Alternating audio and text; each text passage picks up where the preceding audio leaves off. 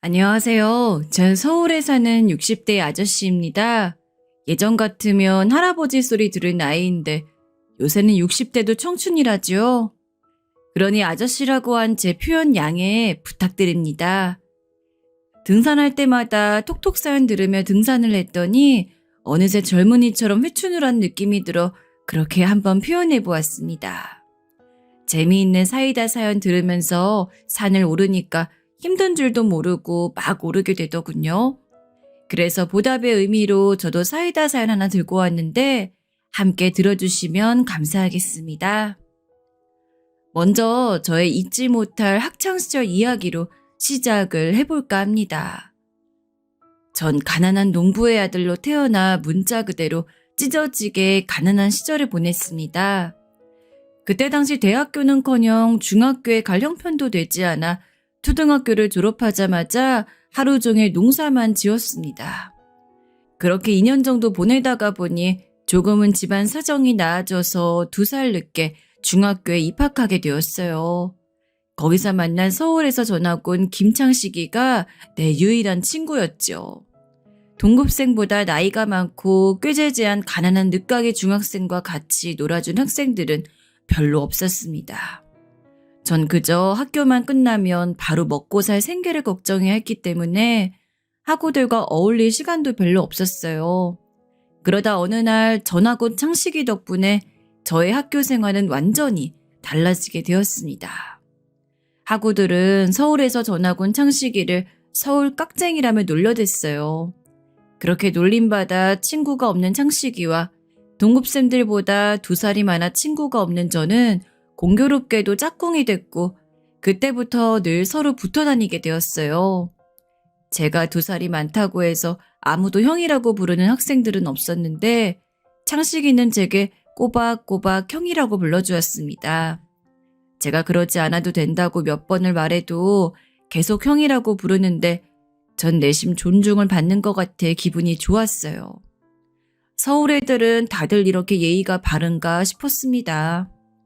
학우들은 창식이가 저와 친구가 되어 붙어 다니는 걸 보더니 더 이상 창식이를 놀리진 않았습니다.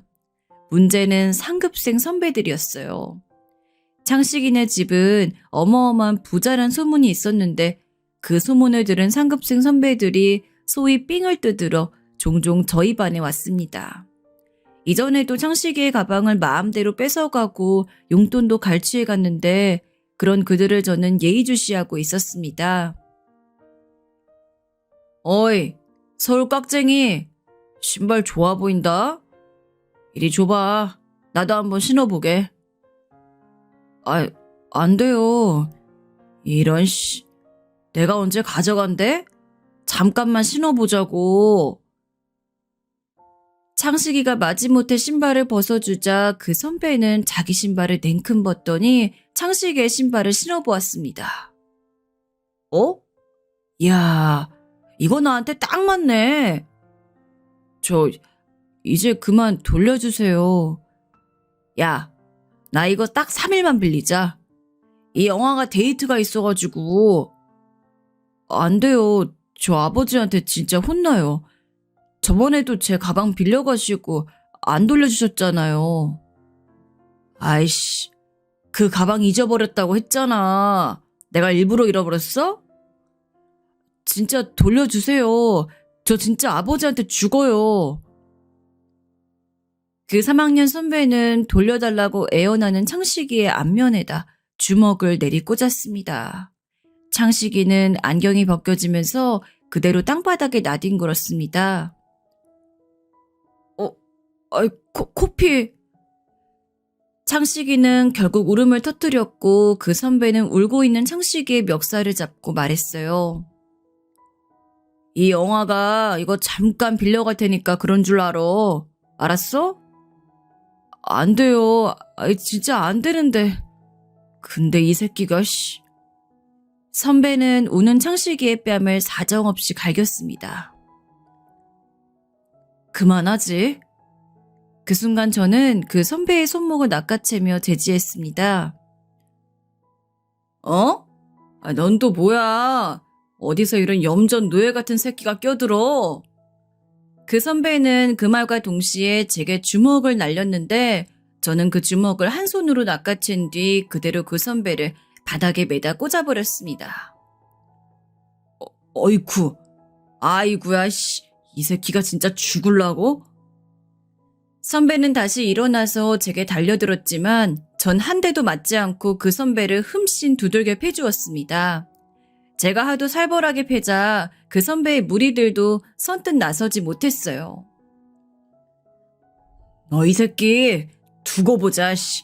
내가 이대로 가만히 있을 것 같아? 헛소리 말고 얼른 창식이 신발 내놓고 꺼져. 이 젠장 씨. 그 선배는 창식이의 신발을 우리 앞에 툭 내팽개치더니 자기 신발을 챙겨서 무리들과 함께 달아났습니다. 옆에서 울고 있던 창식이가 제게 말을 걸었습니다. 완수야, 너 괜찮아? 이제 어떡해. 저 자식들 정말 무서운 놈들이야. 패거리 몰고 다니면서 이 학교 저 학교 패싸움하러 다니는 놈들이라고. 난 괜찮아. 야, 너 이제부터 그렇게 맞고 다니지 좀 마라. 자네 새끼가 쪽팔리지도 않냐? 그래도 무서운 걸 어떡해. 이제 우리 큰일 났어, 만수야. 걱정 말고 넌 나만 믿고 안심하고 있어. 전 징징거리는 창식이를 안심시켰습니다. 그런데 더 큰 일이 그날 방과 후에 일어났어요. 창식이와 둘이 교문 밖을 나섰는데 아까 그 선배 무리가 덩치가 산만한 다른 선배를 데리고 왔어요. 어이, 네가 우리 애 때렸냐? 그 선배는 이 학교 통은 물론 이 지역 전체의 통을 잡고 있는 강거한 선배였습니다. 학생들은 거한 선배의 그림자만 봐도 무서워서 벌벌 떨 정도였습니다. 만수야, 우리 진짜 어떡해? 거한 선배야. 우리 이제 죽었어. 전 벌벌 떠는 창식이의 반응에도 아랑곳하지 않고 거한 선배에게 얘기했습니다. 저 새끼가 먼저 창식이 가방 뺐고 돈도 뺐고 이젠 신발까지 뺏으려 해서 내가 손 좀 봐줬다. 왜? 그래. 이젠 내가 네 손 봐줄 차례다. 이리 와 이 새끼야. 거구의 몸짓과 다르게 거한 선배는 번개처럼 제게 달려들었습니다. 거한 선배는 어릴 때부터 유도를 해서 덩치도 커다라면서 스피드도 빠른 요즘 말로 사기 캐릭터였습니다. 그런 선배가 달려들어 저를 번쩍 드는데 저는 속수무책으로 공중에 대롱대롱 매달려 버렸어요. 이제 선배가 저를 바닥에 매다 꽂기만 하면 저는 죽은 목숨이었습니다. 우리 애들 괴롭힌 몫이다. 죽어라. 선배가 저를 땅바닥에 꽂으려는 순간 전 재빨리 손가락을 펴서 선배의 두 눈을 찔렀습니다. 아이씨, 이 새끼가, 이 비겁한 새끼. 선배는 순간 저를 놓치고 두 눈을 움켜잡았어요. 그때를 틈타 전 온 힘을 다해서 선배의 낭심을 발로 가격했습니다. 선배는 그 자리에 무릎을 털썩 꿇으며 주저앉았고 저는 그 주저앉은 선배의 목을 당수로 세게 내리쳤습니다. 둔탁한 소리와 함께 거한 선배는 거품을 물고 쓰러졌습니다. 거한 선배가 온몸을 부들부들 떨면서 기절하는 모습을 보자 그 모습을 본 무리들은 모두 입이 떡 벌어져서 아무런 행동도 취하지 못했어요. 야, 니네 통 데려가라. 그리고 다신 약한 놈들 괴롭히지 마. 알았어? 선배의 무리들은 너무 놀라서 아무 대답도 못하고 쭈뼛쭈뼛 거리고 서 있었습니다. 내 말 안 들려? 알았냐고? 네, 죄송합니다. 그 무리들은 제가 다그치자 불이 나게 달려와 거한 선배를 낑낑거리며 부축하고 자리를 떠났어요. 민수야, 우리 지금 살아있는 거지? 우리 지금 꿈꾸는 거 아니지? 뭘 그렇게 쫄아서 서 있어. 얼른 가자. 제게 어디서 그런 용기와 힘이 생겨났는지 알 수 없었어요. 아마도 열심히 밥 깔고 논매면서 그리고 무거운 쌀찜지고 소몰이하면서 단련된 생활 근육이 아니었나 생각해 봅니다. 그날 이후로 저와 창식이의 학교 생활은 완전히 달라졌습니다. 학교의 통을 무참하게 두들겨 팼으니 전 자연스레 짱이 되어 있었습니다. 제가 지나가는 길이면 홍해가 갈라지듯 학교 학생들이 비켜섰습니다. 거한 선배를 때려 눕힌 소문은 주변 학교들에도 퍼져서 저에 대한 이야기가 부풀려져 전해졌어요. 지금 생각해보면 정말 어이가 없는 수준의 괴소문이었지만 그런 괴소문 때문에 저의 학교 생활은 아주 편해졌습니다. 자연스레 저의 절친인 창식이의 학교 생활도 편해졌습니다. 불량 학생들로부터 안 좋은 클럽에 가입도 여러 번 제안을 받았으나 모두 거절했습니다. 안수야, 고마워. 나 서울에서 혼자 전학 가서 친구도 없고 힘센 놈들한테 괴롭힘만 받았는데 너가 내 친구 해줘서 이렇게 편하게 학교 다닌다. 고맙긴 새끼야, 친구끼리. 근데 너 어쩌다가 서울에서 전학 갔냐?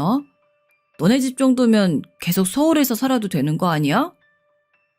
아, 그게 아버지가 몸이 많이 안 좋으셔.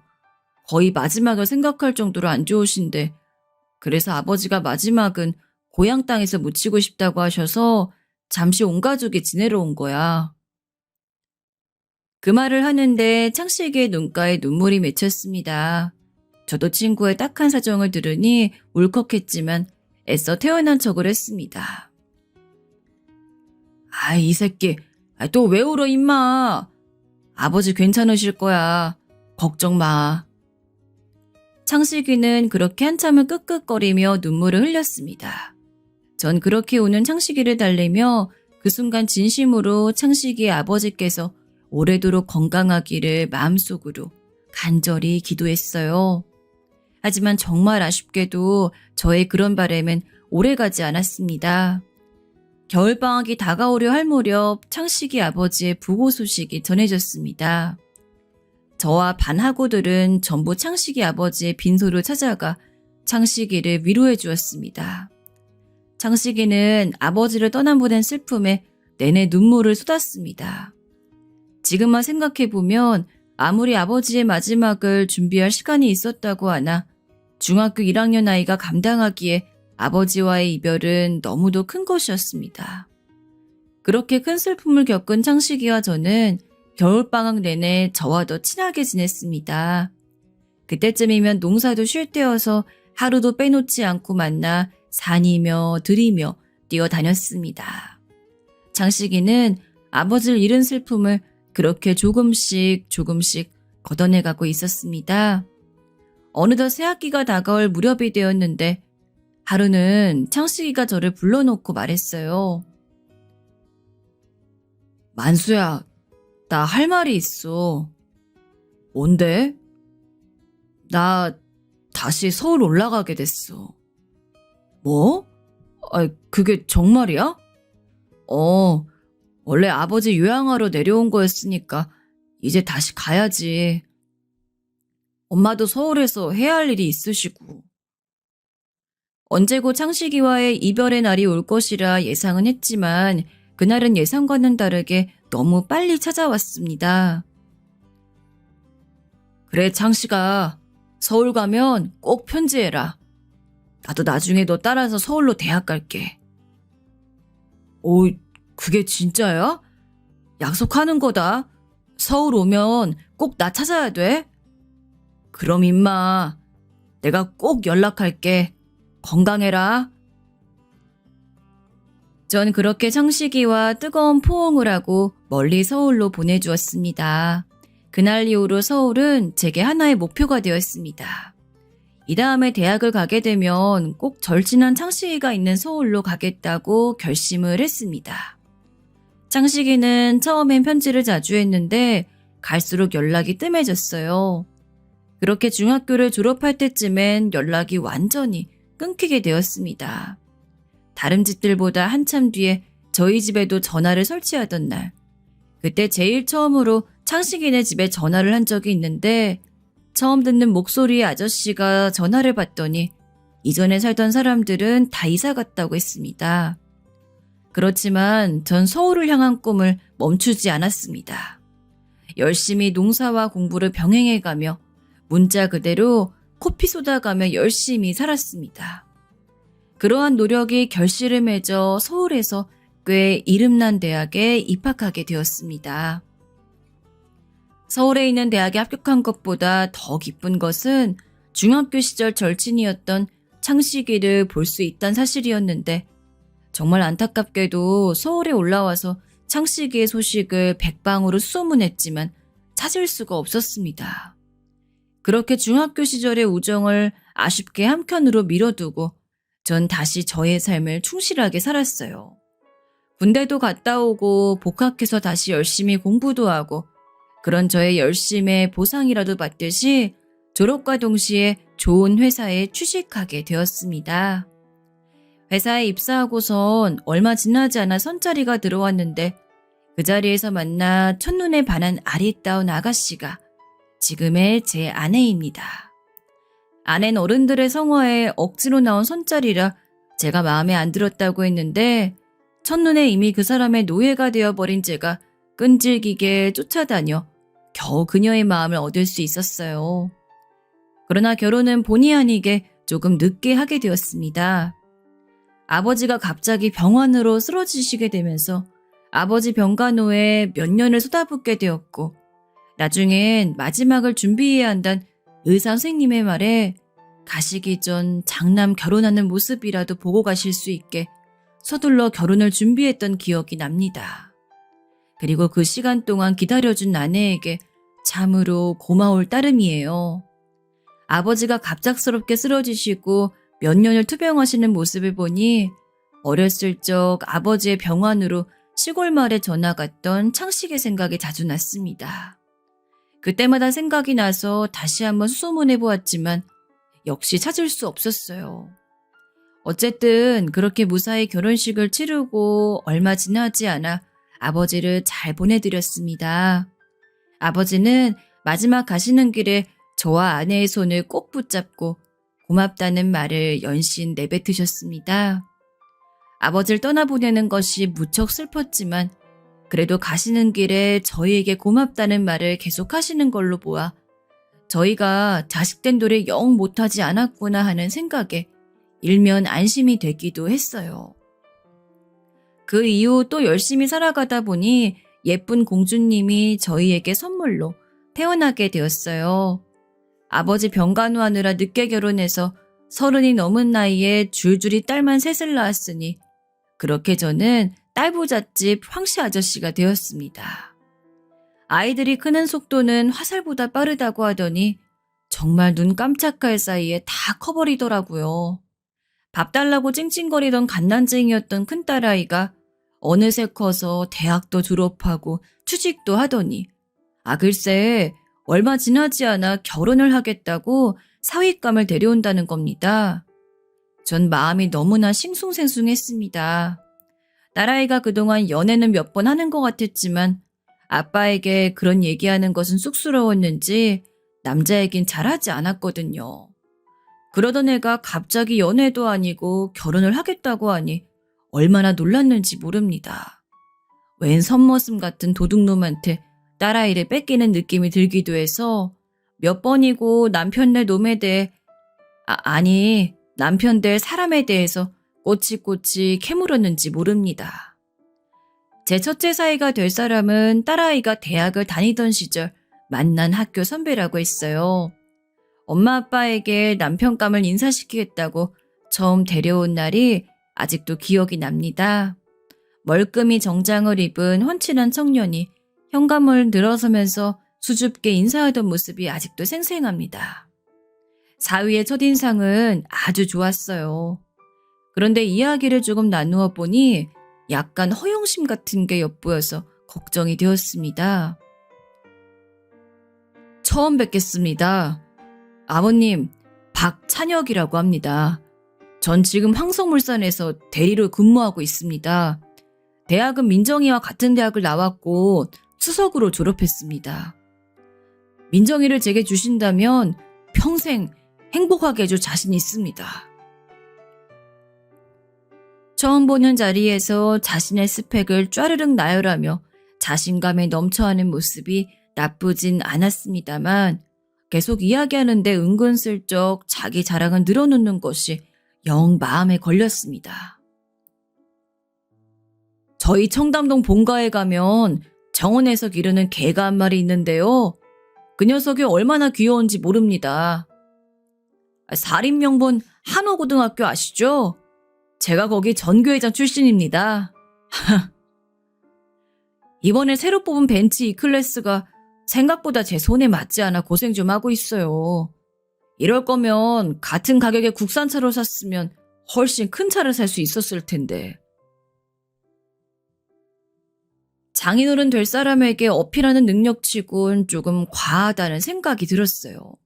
아무도 먼저 물어보지 않은 자신의 본가가 청담동이란 이야기, 부자들만 간다는 사립고등학교 이야기, 그 나이에 타기는 많이 과한 고급 수입차 이야기까지 안 그래도 딸을 뺏기는 느낌인데 이런 허영이 가득한 녀석한테 내 딸을 주어도 좋을지 좀 걱정이 되었어요. 그렇게 사위가 돌아간 날 딸아이에게 전화를 해서 전 염려를 포했습니다. 민정아, 그 찬혁이란 녀석 말이다. 정말 남편감으로서 괜찮은 거니? 당연하지. 나한테 얼마나 잘하는데. 오늘도 돌아가면서 아빠 칭찬을 얼마나 많이 했는데. 자기가 장인어른 보기에 아주 넘치는 사람 같다면서. 어? 아이, 그래? 아니, 난 다만 조금 그 허영이 있어 보이는 친구 같아서 말이지. 아유, 아빠, 그 사람 허세는 학창시절부터 유명했어.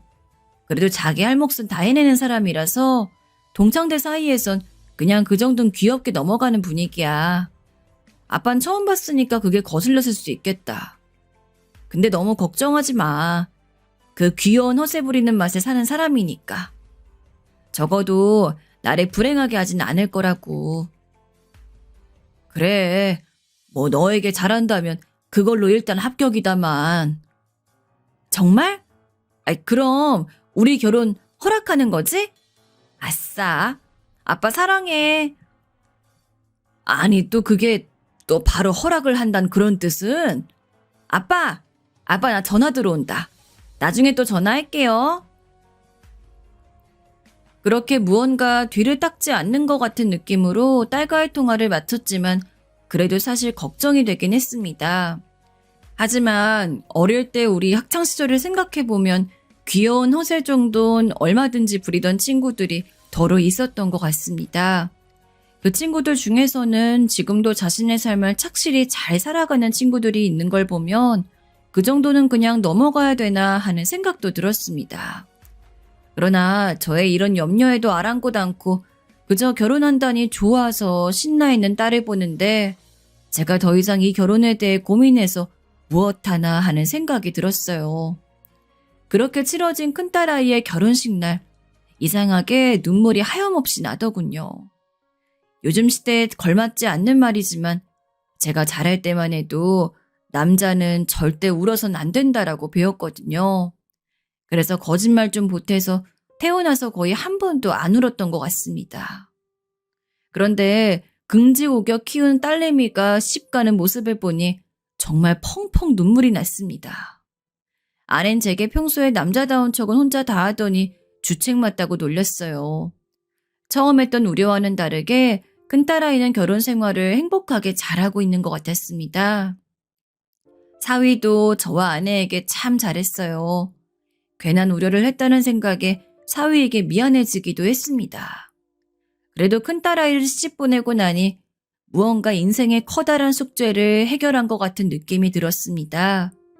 둘째 딸, 막내 딸도 마저 시집 보내고 나면 이제 제 할 일은 다 했다는 생각이 들기 시작했습니다.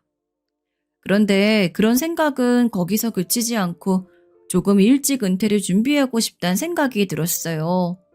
본래 시골 태생이었던 제가 성인 이후로 쭉 서울 생활을 하면서 그동안 고생을 많이 하기도 했고 남은 두 딸아이도 직장 생활하면서 자기 몫을 해내고 있으니 더 이상 제가 회사에 얽매여 있을 필요가 없다는 생각이 들었거든요. 아낸 저의 이런 생각을 적극적으로 지지해 주었습니다. 그렇게 갑자기 세우게 된 은퇴 계획은 일사천리로 진행이 되었어요.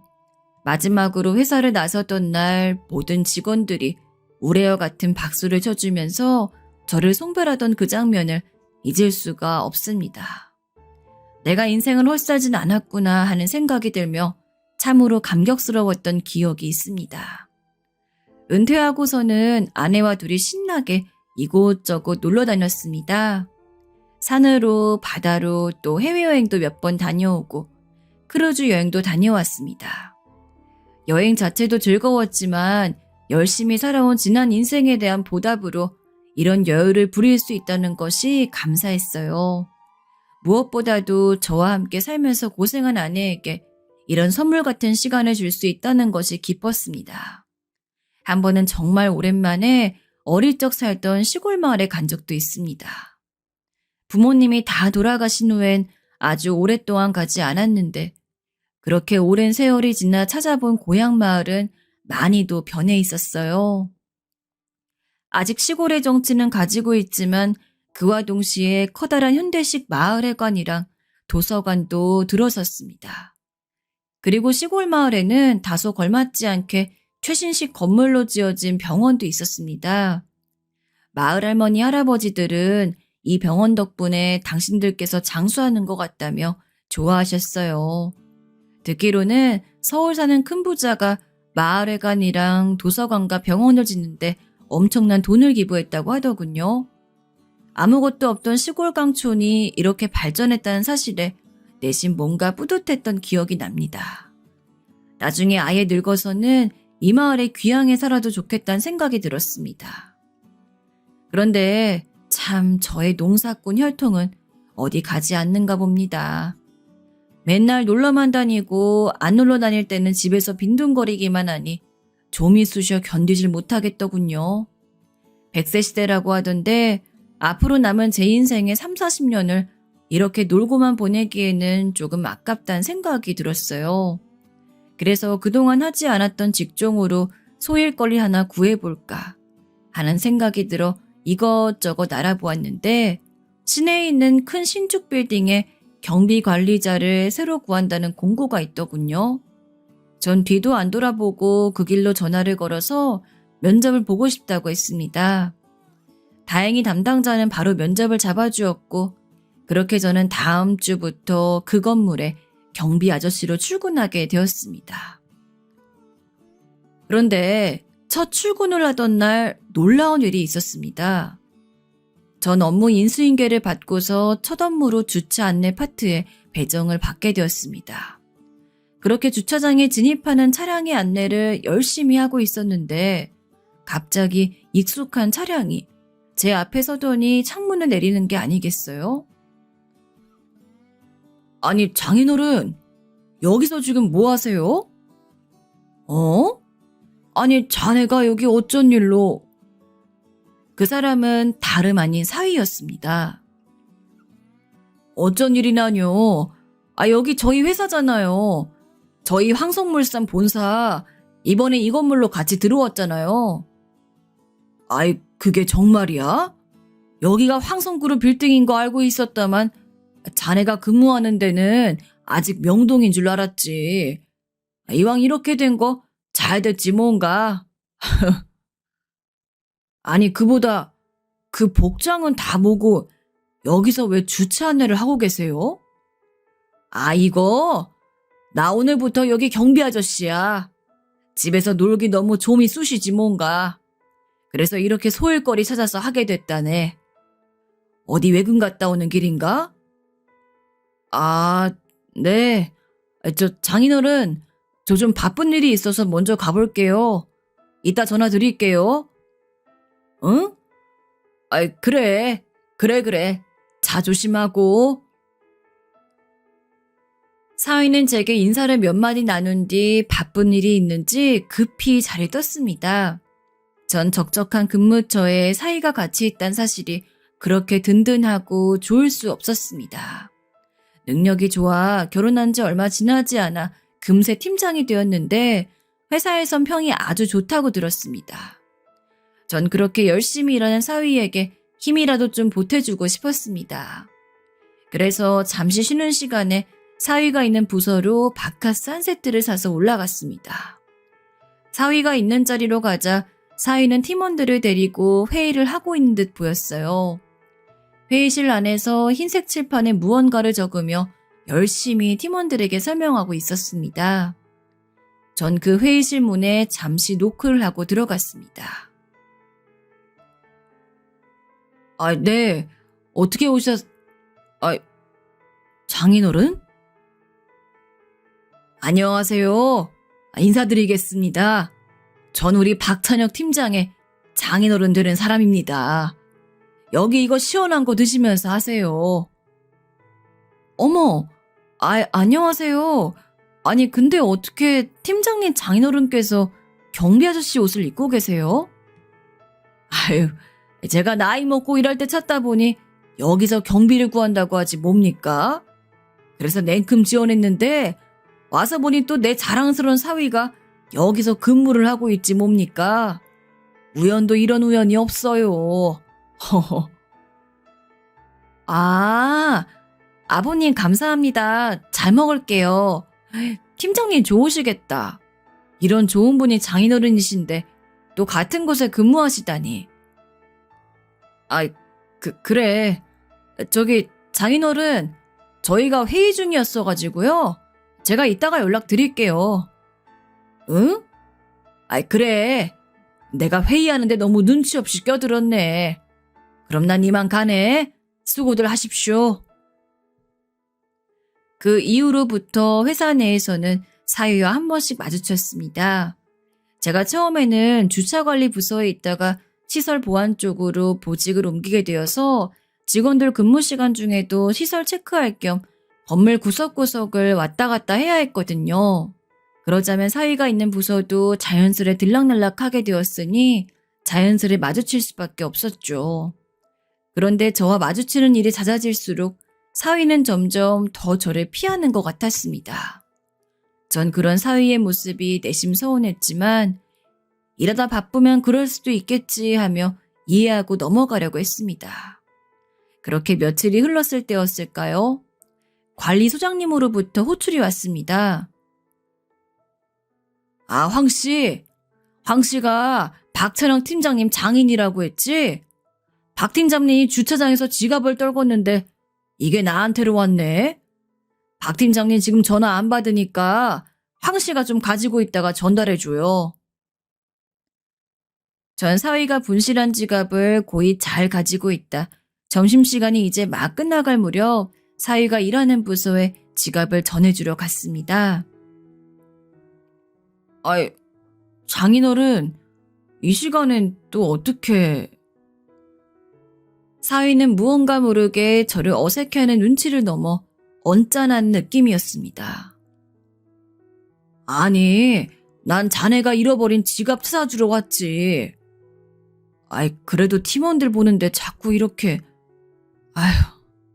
장인어른, 저 좀 잠깐 저기 밖에서 뵐까요? 응? 아니, 무슨 일로? 사위는 저를 끌고 복도로 나가더니 계단실 밖으로까지 저를 데려갔어요. 장인어른, 저기 부탁이 있는데요. 뭔데 그래? 저기 앞으로 회사에선 아는 척 좀 안 해주시면 안 될까요? 제가 명색이 팀장인데 자꾸 경비복 입고 와서 제 장인어른인 거 티내시면 좀 그래요. 제 말 무슨 말인지 아시겠죠? 저는 그 이야기를 듣는데 기가 막히고 코가 막혔습니다. 그동안 저를 회사 내에서 어색해하고 슬금슬금 피하는 이유가 그것 때문이었습니다. 아니, 이 사람아. 그럼 장인이니 장인이라고 하지? 그럼 뭐라 그래? 전 갑자기 화가 치밀어 올라 목소리를 높였어요. 제발 장인어른, 목소리 좀 낮추세요. 이러니까 제가 아는 척하지 말라고 하는 거 아니에요. 쪽팔리다고요. 뭐? 아, 쪽팔려? 아, 참나.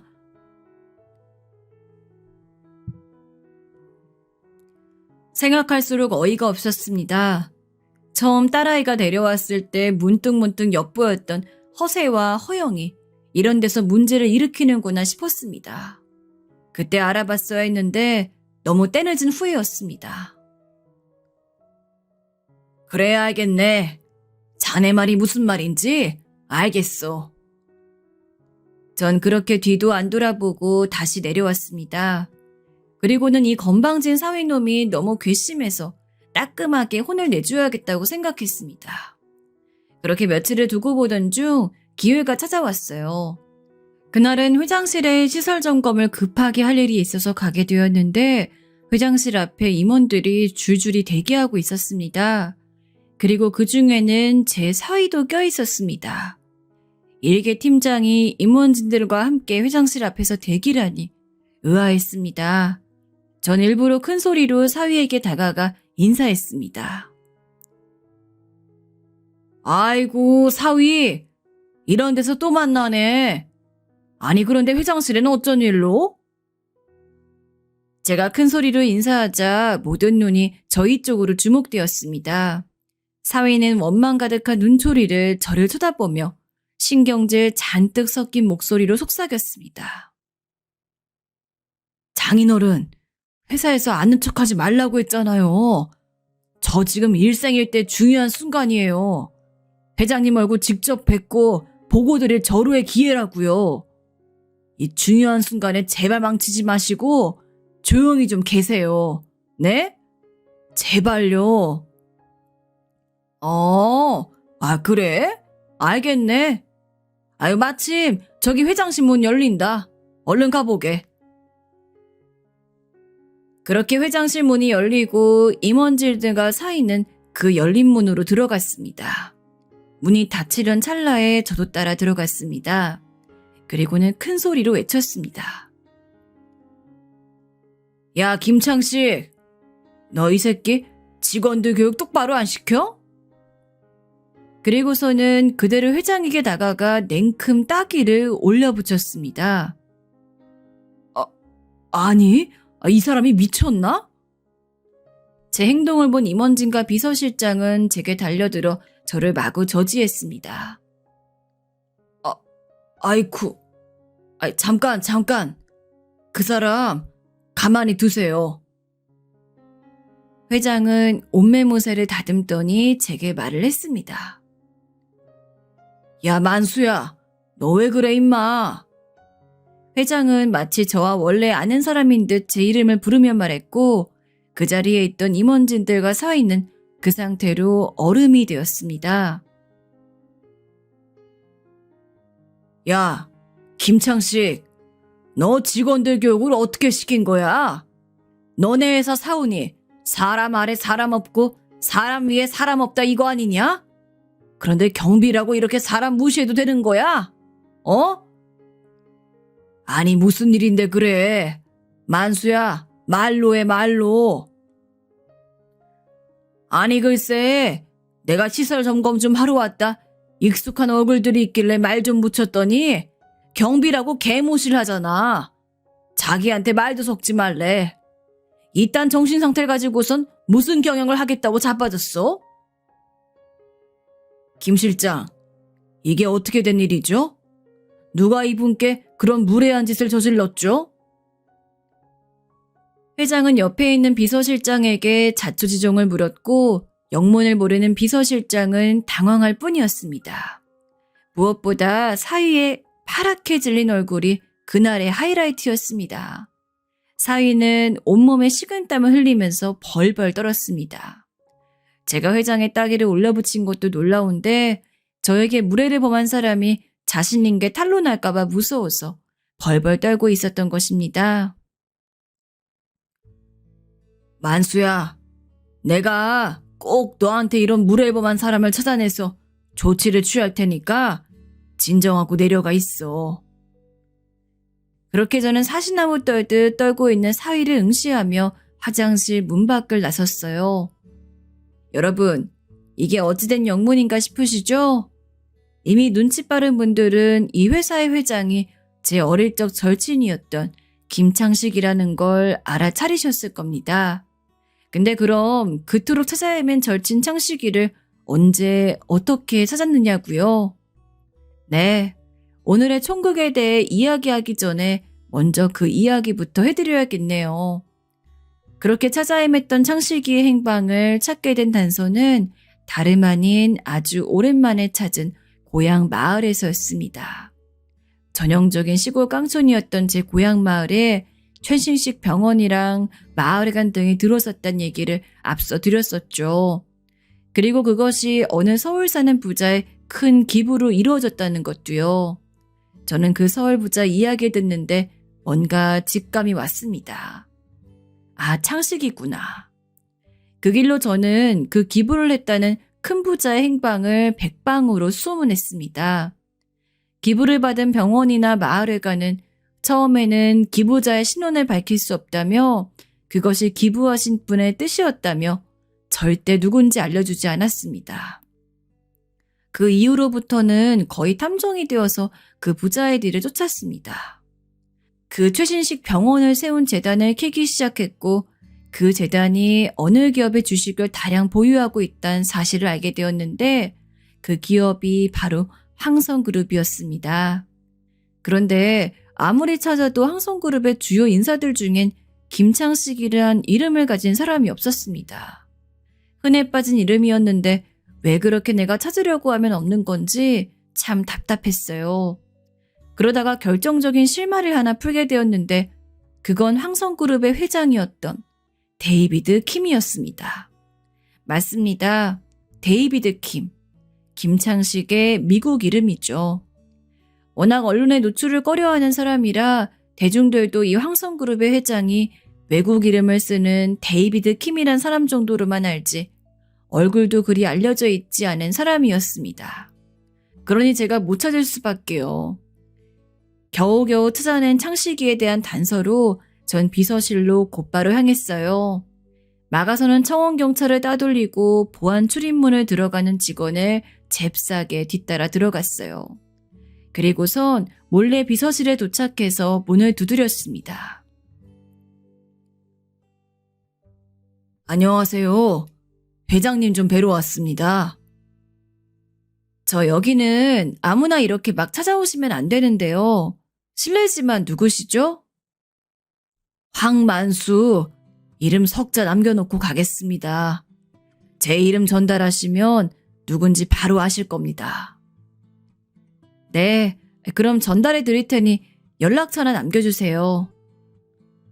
그렇게 제가 연락처를 끄적이고 있는 순간 회장실의 문이 덜컥 열리며 누군가 나왔습니다. 황만수? 반갑다. 아이, 직접 이렇게 찾아올 줄이야. 야, 임마 김창식. 너희 자식 그동안 연락도 없이. 저희는 근 35년 만에 재회에 서로 얼싸안고 감격의 눈물을 흘렸습니다. 어떻게 된 거야? 그동안 연락도 한 번 없고 이름은 또 왜 이렇게 바꿨어? 그게 이야기가 좀 길어. 자 일단 들어와. 창식이는 저를 회장실 안으로 안내했고 그 오랜 세월 동안 겪었던 많은 일들을 차근히 풀어놓았습니다. 창식이가 서울로 다시 올라갔을 때 창식이네 가족의 상황이 많이 안 좋았다고 합니다. 기업의 주인이었던 아버지가 돌아가시고 나자 가족들 간의 재산 분쟁이 일어났는데 정말 웬만한 드라마 방불케 하는 뜯고 뜯기는 살벌한 전쟁이었다고 합니다. 아직 어렸던 창식이에게 경영을 맡길 수 없었던 창식이의 삼촌들이 자기가 대신 경영권을 가지겠다며 피 튀기는 지분 전쟁을 했습니다.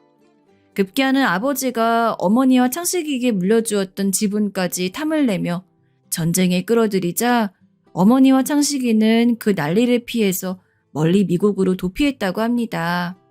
그렇게 아버지가 이루었던 금자탑은 하루아침에 여러 개의 회사로 갈라졌고 어머니와 창식이는 그렇게 오랜 미국 생활을 시작하게 된 것입니다. 창식이로부터의 편지가 끊어진 것도 그때부터입니다. 외가 식구들이 있던 미국에서 대학까지 공부를 마친 창식이는 한국으로 돌아와 갈라져 있던 한 계열사로 들어갔습니다. 그때부터 아버지가 이루었던 업적을 다시금 되찾기 위해 무던히도 노력을 했습니다. 그 와중에 정말 많이 도와주었던 사람들이 있었다고 하는데 처음에는 사람에게 상처받았지만 결국엔 그 사람 때문에 치유되고 회복되는 경험을 하면서 사람 아래 사람 없고 사람 위에 사람 없다라는 사원을 세우게 된 것이라고 합니다. 창식이가 회사를 되찾고 바로 세우는 그 지난한 역사는 정말 재벌집 막내 아들 못지않은 대서사시였습니다. 마음 같아선 창식이의 이 회사 되찾는 일대기만 따로 떼서 들려드리고 싶을 정도인데 시간 관계상 생략하도록 하겠습니다. 나중에 기회가 되면 꼭 다시 사연을 보내도록 하겠어요. 그렇게 흩어졌던 계열사를 모으고 지주그룹을 다시 세워서 그 회사의 대주주가 되고 그토록 염원하던 회장의 자리에 오르기까지 창식이는 정말 밤낮 없이 일했습니다. 그렇게 일만 하느라 아직까지 장가도 못 갔다고 하더군요. 저를 간절히도 찾고 싶었지만 틈만 나면 자신의 자리와 지분을 노리는 삼촌들과 사촌 형제들 때문에 한시도 자리 비울 수 없었다고 합니다. 그렇게 회장의 자리에 오르고 망중한이 찾아왔을 무렵 문득 예전에 저와 뛰놀던 시골 마을 생각이 나더랍니다. 그렇게 시간을 내서 찾은 시골 마을은 어렸을 적 그대로였다고 합니다. 창식이는 아버지가 마지막을 보내셨던 이곳에 좋은 일을 하고 싶어서 마을회관과 도서관도 새로 짓고 서울과 다름없는 최신식 의료시설을 갖춘 병원도 세웠다고 합니다. 그때도 혹시나 남아있을 제 흔적을 찾았지만 이미 저도 부모님 돌아가시고선 안 찾은 지 오래라서 제 흔적이 남아있지 않았다고 하더군요. 본사 사옥 옮기고 가장 먼저 널 찾는 일부터 해야겠다고 생각했는데 너가 이렇게 먼저 찾아올 줄이야. 진짜 반갑다 만수야. 나야말로 진짜 반가워 임마. 그동안 진짜 얼마나 찾아 헤맸는데. 근데 이렇게 멋진 회장님이 되어 있다니 진짜 너무 기쁘다. 그래. 근데 은퇴하고서 적적하지 않아? 언제든지 내 도움 필요한 일 있으면 연락해. 내가 너 없으면 그 험한 중학교 생활을 어떻게 버텼겠냐? 은혜 갚는다 생각할 테니 필요한 거 뭐든지 말해. 필요한 거? 하나 있지. 그게 뭔데? 딴 거 아니고 안 그래도 신문에서 너의 신사옥 경비 아저씨 새로 구한다며? 나 그거 되게 해보고 싶어. 그거 좀 하게 해주라. 뭐? 아이고 이 자식 뚱딴지 같은 건 여전하네. 내 살면서 이런 인사청탁은 처음 받아본다. 아이고 그래 알겠어. 그래도 험한 일이니까 언제든 힘들면 연락하고. 알겠지? 그래 고맙다 친구야. 그렇게 감격의 재회와 함께 전 친구의 도움으로 경비 관리자로 일하게 된 것이었습니다. 친구가 회장으로 있는 곳에서 일을 하게 된다니 마음이 한결 가벼웠습니다. 그렇게 룰루랄라 하며 첫 근무를 하는데 공교롭게도 사위를 또 마주하게 되니 마음이 더 즐거웠어요. 가장 친한 친구는 회장, 사위는 팀장. 이렇게 든든한 근무지가 또 있을까요? 그런데 사위는 저와 같은 마음이 아니었나 봅니다. 제가 회사를 은퇴하기 전엔 꼬박꼬박 장인어른으로서 예우를 갖추던 사람이 경비 관리자 복장을 입었다고 해서 싹 태도가 돌변하는 걸 보니 이건 딸아이와 손주 녀석을 위해서도 가만히 둬서 안 되겠다 싶었습니다. 그래서 저에게 회사에서 아는 척하지 말라고 한 날 창식이를 찾아가서 하소연했습니다. 야, 이게 있을 수 있는 일이냐? 직업에 귀천이 어디 있어? 근데 딴 사람도 아닌 사위라는 놈이 경비라고 나를 이렇게 무시해? 참나. 제 하소연을 듣던 창식이는 무언가 골똘히 생각하더니 제게 말했습니다. 진정해, 만수야. 이왕 이렇게 된 거, 너 나랑 연극 하나만 하자. 뭐? 아이, 갑자기 뜬금없이 무슨 소리야. 이번 기회에 사람 아래 사람 없고 사람 위에 사람 없다는 사운을 임원들에게 리마인드 시켜줘야겠어. 곁다리로 네 사이도 껴줄게. 도통 무슨 소리 하는지 모르겠네. 창식이가 하는 연극이라는 것이 바로 제가 회장인 창식이의 따기를 올려붙인 그 촌극을 말하는 것입니다. 전 아무리 그래도 따기는 너무하지 않냐고 계속 거절했는데 창식이가 계속 고집을 피웠습니다. 미국에서 오랜 생활을 하다 보니 할리우드 액션에 취미가 생겼나 봐요. 안 아프게 큰 소리가 나게 진짜 때리는 것처럼 합을 맞추는 것도 일이었습니다. 그러고 있자니 몇 번 서로 웃음이 터지기도 했습니다. 그렇게 완벽한 연습이 끝나고 그날 그런 일을 벌이자 저희 둘을 제외한 나머지 임원들과 사이는 벌벌 떨 수밖에 없었죠. 여기 이분은 내 오랜 절친인 황만수입니다. 지금은 본인이 원해서 이 경비관리자로 근무하고 있는데 경비관리자라고 소리대하는 사람이 있다면 내가 가만 안 둘 겁니다. 제 친구라서가 아니에요. 이 회사에 근무하는 모든 경비관리자들에게 하인대하듯 하는 사람이 있으면 내가 똑같이 그 사람에게 되갚아 줄 겁니다. 무슨 말인지 알겠죠? 네, 회장님. 회장님의 깜짝 충격요법이 끝나고 모두 회장실 밖으로 나가는데 제가 쭈뼛쭈뼛 밖으로 나서는 사위를 따로 불러냈습니다. 야, 너 나한테 할 말 없어? 장인어른, 제가 잘못했어요.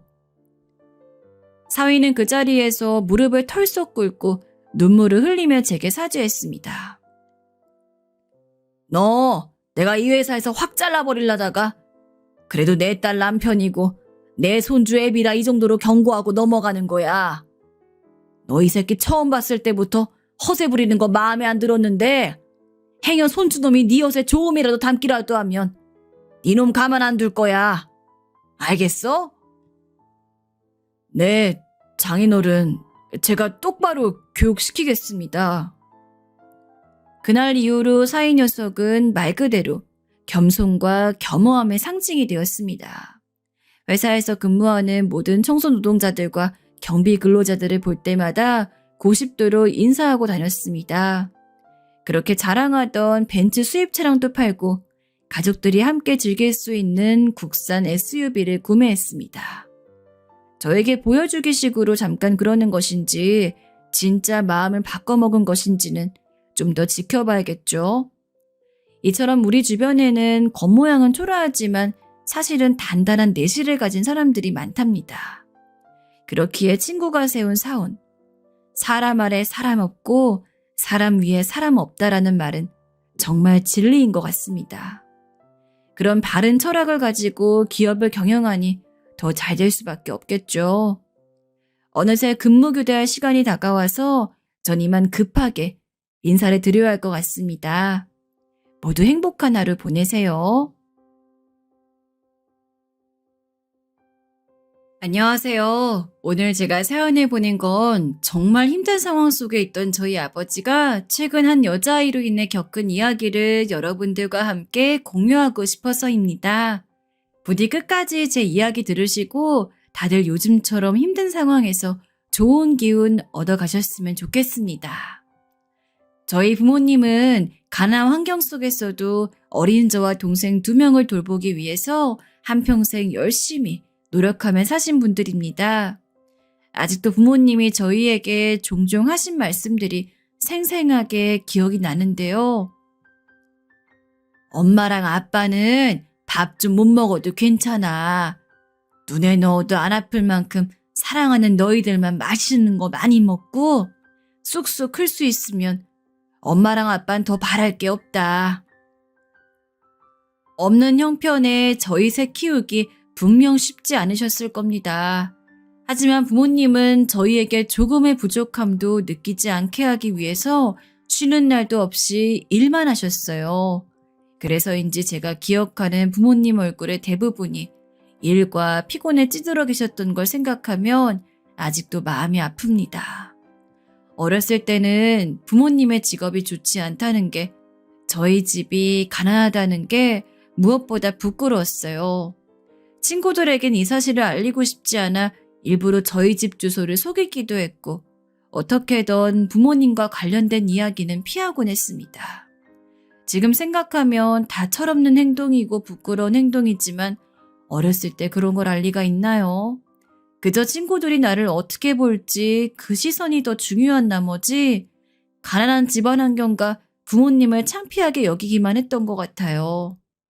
부모님이 하는 희생은 전혀 나 몰라라 하고요.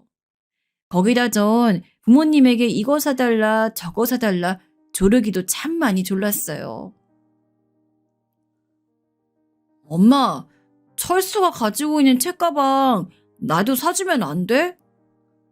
그거? 아이, 백화점 거던데. 명수야, 그냥 지금 있는 거 조금 더 매면 안 될까? 아이씨, 그걸 1년이나 또 매라고? 쪽팔려 죽겠어. 우리 집 가난한 거 광고해? 나도 번듯한 가방 메고 학교 가고 싶다고. 어머니는 이때 아무 말씀도 못 하셨고 그저 눈물만 글썽인 채 제 얼굴을 바라보셨는데, 그때 어머니 마음이 어떠셨을지 생각하면 지금도 그때의 행동이 참 많이 후회가 됩니다. 동생들도 제가 하는 행동을 보고 자라 그런지 어느 순간부터는 부모님 가슴에 대못 박는 말도 행동들도 많이 하곤 했어요. 소풍 가야 하는데 용돈을 달라느니, 우리 집 형편에 뻔히 안 되는 물건들을 사달라느니, 심지어 우리 집은 왜 외식을 하지 않냐며 틈만 나면 외식을 졸라댔어요. 나중에 하자, 응? 오늘은 집에서 먹고. 부모님은 늘 이런 식으로 말씀을 흐릿하게 하시면서 저희들을 어루고 달리기 바쁘셨는데요. 사실 어머니도 아버지도 저희에게 맛있는 거 왜 안 먹이고 싶으셨겠어요. 하지만 당장 나가는 생활비에 월세에 공과금에 교육비에 그 모든 것들이 너무 빠듯한 나머지 부모로서 그걸 감당하시느라 하나라도 줄여야 하기에 어쩔 수 없이 그러신 걸 테지요. 저희는 그것도 모른 채 부모님이 저희의 요구를 무시한다고만 생각했습니다. 그러던 어느 날 저희 둘째 동생이 크게 사고를 친 적이 있어요. 당시 저희 어머니께서는 동네 국수집에서 일을 하고 계셨는데요. 어머니가 일을 갔다 온 사이 지갑에서 돈을 빼어 가출을 해버린 겁니다. 동생이 가지고 간 돈은 어머니께서 월세를 내기 위해 미리 뽑아놓은 현금이었는데 그걸 가지고 도망을 쳐버린 거죠. 며칠 전부터 동생이 자기도 친구들이랑 놀고 싶다고 돈을 달라고 그리 어머니를 보채더니 어머니가 안 된다고 하자 이런 짓까지 저질러 버렸더군요. 주인집 아주머니 황당해하시고 어머니께서는 얼굴을 붉히시다 이내 곧 드린다고 하고선 동생을 찾으러 나가셔야 했어요. 그때 저도 첫째 동생도 모두 둘째를 찾으러 밖으로 나가 돌아다니게 되었습니다. 근데 둘째가 이틀이 지나도 3일이 지나도 아무 소식이 없는 겁니다. 처음에는 어머니의 돈을 훔쳐가지고 달아났으니 며칠 있다 금방 들어오겠지 생각하고 있었는데 일주일이 지나도 소식이 없자 저도 가족 모두 둘째를 걱정하기 시작했어요. 이러다 사고가 난 건 아닌가. 어머니도 눈물바람이 되셨고 아버진 말없이 한숨만 푹푹 쉬어댔습니다. 이때 전 어머니께서 그렇게 서럽게 우시는 걸 처음 보았습니다. 한 번도 저희를 혼내고 탓하지 않으셨던 어머니가 바닥을 치고 소리를 지르시며 차마 들을 수 없는 애끓는 소리 내시는데 보고 있던 저도 첫째 동생도 마음이 같이 어려워졌어요. 그때부턴 제가 어떻게든 동생을 찾아야겠다는 생각이 들어 밥도 먹지 않고 학교만 끝나면 무작정 동생 친구들을 찾아가서 동생의 행방을 알아보러 다녔어요. 그러던 중 예상치 못했던 소식을 하나 듣게 되었는데요. 명진이 요즘 이상한 형들이랑 어울리는 것 같은데? 뒷산에 한번 가보세요. 학교 뒷산, 거기서. 믿기지 않았습니다. 근데 정말 가보니 동생이 질 나쁜 사람들과 함께 어울리며 담배를 태우고 있더군요. 동생의 손에 들린 담배를 본 순간 저도 이성을 잃어버리고 말았어요. 전 동생의 뺨을 대차게 후려쳤고 동생이 놀랄 틈도 없이 동생을 집으로 데려갔어요. 동생이 집에 들어오자 어머니 아버지도 모두 놀라셨고 어머닌 그 자리에서 그만 울음을 터뜨리셨어요. 너 명진이 어찌 그럴 수가 있어? 엄마가 널 그렇게 키웠어? 대체 어딜 돌아다닌 거야? 우리가 널 얼마나 찾았는지 알아? 죄송해요. 그냥 며칠 좀 밖에 있다가려 했는데. 동생도 그제서야 분위기 파악이 됐는지 조용히 고개를 숙였고 그날 저희 가족은 동생을 찾았다는 거에 안도의 숨을 내쉬었답니다. 그 이후 전 첫째로서 동생들에게 본보기를 보여야겠다는 생각에 그 뒤론 부모님에게 떼를 쓰거나 무리한 요구를 하지 않았어요. 부모님을 위해서 동생들과 설거지를 하거나 청소를 하며 부모님을 기다리는 등 태도를 바꾸어 나갔어요. 그리고 저희 때문에 고생하시는 부모님이 안쓰러워 나중에 어른이 되면 꼭 부모님을 성심성의껏 모실 수 있는 대단한 사람이 되어야겠다고 생각하며 살았습니다.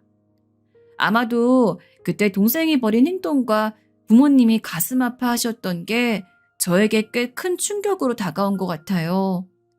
아무쪼록 대단한 사람이 되기 위해 학생 신분으로서 제가 할 수 있는 건 공부였어요. 형편상 학원을 다닐 수는 없었지만 다들 혀를 내두를 정도로 매 순간 코피를 흘러가며 열심히 공부했고 그 결과 서울 상위권 대학도 갈 수 있는 성적이 되었습니다. 아이고 명수야, 그러다 탈난다. 적당히 공부해라. 이것만 마저 하고 잘게요. 먼저 주무세요. 밤을 새워 공부하는 저를 부모님이 외려 그만하라고 말리시었지만 전 그만둘 수가 없었어요. 제가 어떻게든 잘 되어 좋은 대학도 가야 부모님의 일도 그만두게 해드릴 수 있고 집에 보탬이 될 수 있는 거라 생각했어요. 그래서 빼곡한 교과서 글자에만 열중했고 결국 몇 달 후 좋은 대학에 진학할 수 있었습니다. 등록금 문제가 있었기 때문에 전 웬만하면 장학금을 지원받고 갈 수 있는 대학을 원했는데 다행히 전액 장학금으로 입학할 수 있었지요. 어머닌 그런 저를 두고 해준 것도 없는데 일이 바르게 자라주었구나 하고 눈물을 흘리며 좋아하셨습니다. 또 저희는 다행히 우애 좋은 형제와 남매로 컸기에 성인이 되어서 누구보다 사이좋고 정 깊게 지냈습니다.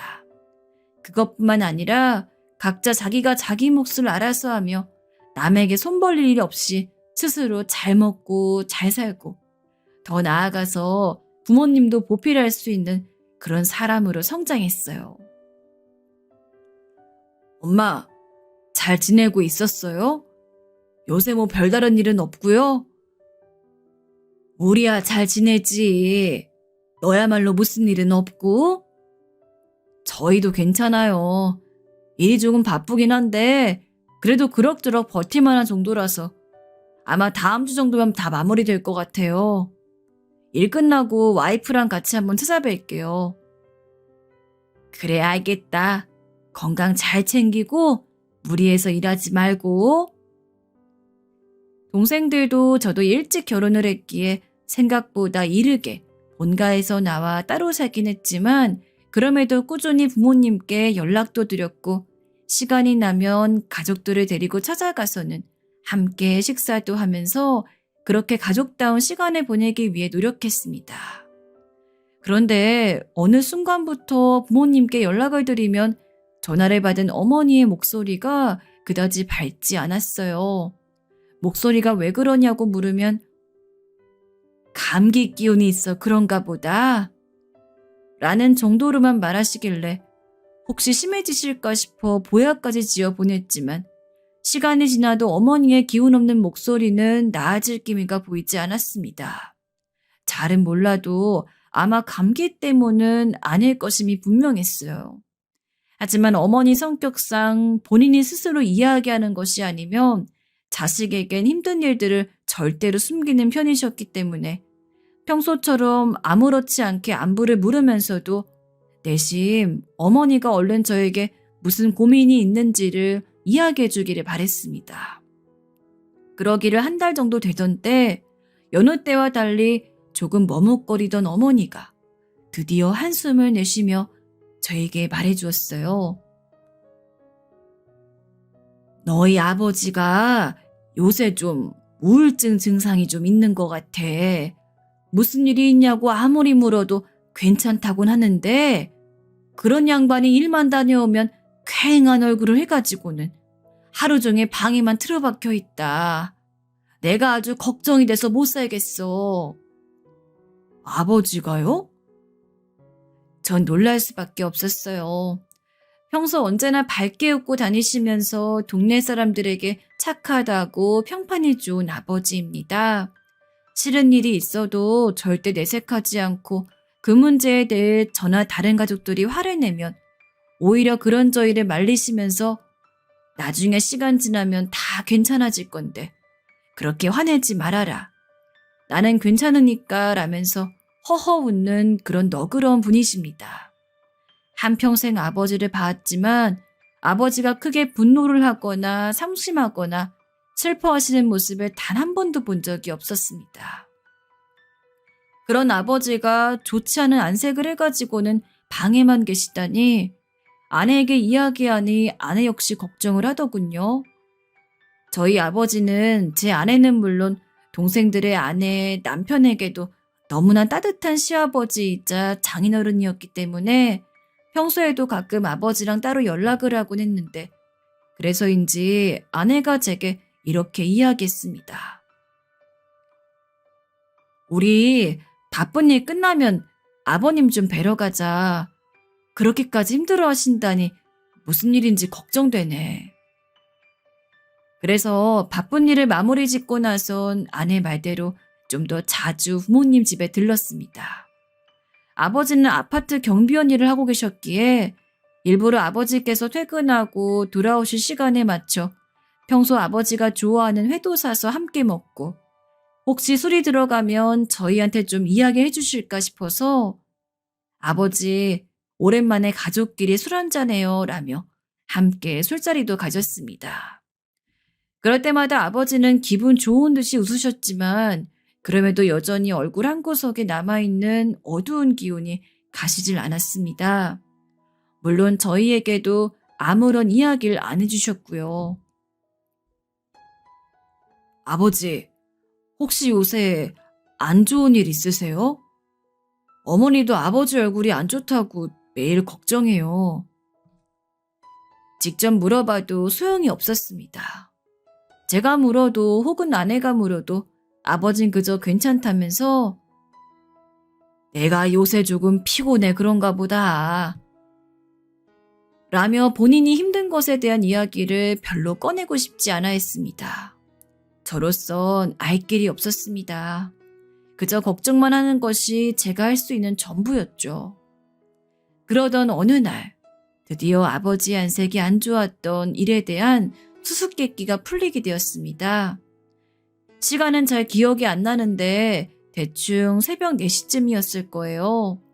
저도 아내도 모두가 잠자리에 들어있던 시간이었습니다. 근데 갑자기 그때 울린 전화벨 소리에 제가 잠에서 깼어요. 대체 누가 이 시간에 전화를 했나 보니까 어머니시더라고요. 이렇게 늦은 시간에 전화를 거신 적이 한 번도 없어서 순간 불길한 느낌에 바로 전화를 받고 어머니, 무슨 일이세요? 라고 물었습니다. 그랬더니 어머니는 자초지종도 제대로 설명하지 못하고 떨리는 목소리로 예, 빨리 와라, 빨리. 라는 얘기만 하더니 전화를 끊었어요. 무언가 큰일이 나도 제대로 났다 싶어서 아내를 급히 깨워 차를 몰고 부모님 댁으로 향했습니다. 가는 내내 아내가 제게 이 시간에 갑자기 무슨 일이야? 어머님이랑 아버님한테 무슨 문제라도 생겼어? 라고 물었지만 저조차 아무것도 몰랐기에 그저 아무 말 없이 빠르게 엑셀만을 밟았습니다. 그렇게 30분 정도를 달려서 부모님 집에 도착하고 황급히 들어가니 집에는 망연한 표정으로 거실 바닥에 주저앉아 있는 어머니만 있었습니다. 어머니, 왜 여기서 이러고 있어요? 아버지는 어디 있어요? 이것 좀 봐라. 네 아버지가 이거 하나 남기고 사라졌어. 아이고, 이 양반이 말도 없이 어디를 간 거야. 이깟 종이 쪼가리 하나 남기고. 아휴. 어머니가 건네주신 건 작은 쪽지였습니다. 쪽지를 펴서 보니 평소 아버지의 글씨체로 적힌 이야기가 작은 종이에 한가득 담겨 있었습니다. 그리고 그 안에는 아버지의 힘든 심경이 고스란히 나와 있었죠. 요즘만큼 살기 힘들단 생각이 들던 때가 없었는데 어떻게든 스스로 마음을 바로잡으려고 노력해도 숨 한 번 쉬는 것조차 고통스러워서 너무 힘이 들어. 미안해 여보. 나 바람 좀 쐬고 올게. 어디로 갈진 모르겠어. 그냥 조금 여유가 필요한 것 같아. 어느 정도 이 힘든 마음이 가라앉으면 당신 옆으로 건강하게 돌아올 테니까 걱정 말고 나 찾지 말어. 황급히 전화를 걸어보았지만 전화기가 꺼져 있단 음성만 나올 뿐 아버지의 목소리는 듣지 못했어요. 생각지도 못한 상황에 참 당황스러웠던 것 같아요. 아버진 쪽지에 걱정하지 말고 자신을 찾지 말라고 남겼지만 가족으로서 이런 아버지의 모습을 처음 본 만큼 차마 가만히 있을 수만은 없었습니다. 그래서 딱 하루만을 기다렸습니다. 아버지가 돌아오시기를 바라면서요.